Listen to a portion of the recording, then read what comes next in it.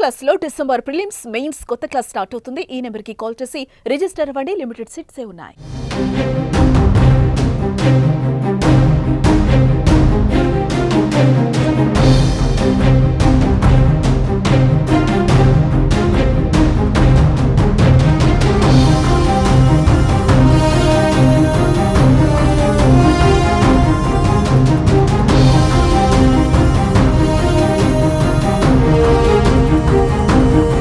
పశ్చిమ బంగాళాఖాతంలో తీవ్ర అల్పపీడనం అంతకంతకు బలంగా మారుతుంది.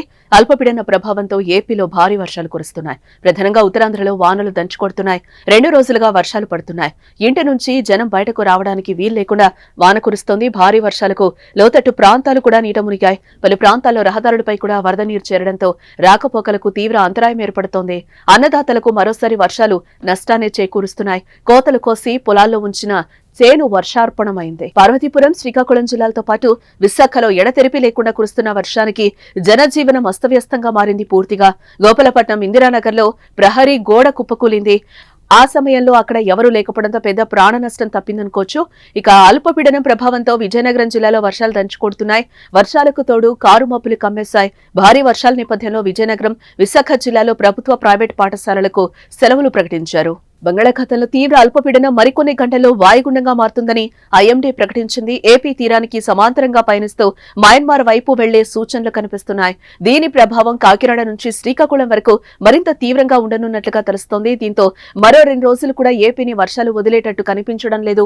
నేడు, రేపు కూడా ఏపీ వ్యాప్తంగా ఓ మోస్తరు నుంచి భారీ వర్షాలు కురుస్తాయి. ఉత్తరాంధ్ర, కోస్తా, దక్షిణ కోస్తా, రాయలసీమ జిల్లాల్లో అంచనాలకు మించిన వర్షపాతం నమోదయ్యే అవకాశాలు కనిపిస్తున్నాయి. అక్కడక్కడ పిడుగులు పడే ప్రమాదం ఉండొచ్చని వాతావరణ కేంద్రం పేర్కొంది.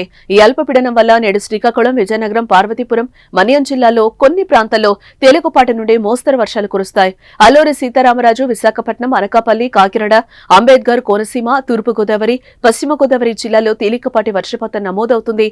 భారీ వర్షాల నేపథ్యంలో ప్రధాన పోర్టుల్లో 3వ నెంబర్ ప్రమాద హెచ్చరికలు జారీ అయ్యాయి. అల్పపీడన ప్రభావంతో ఉత్తరాంధ్రలో కురుస్తున్న భారీ వర్షాలపై సీఎం చంద్రబాబు నాయుడు సమీక్ష నిర్వహించారు.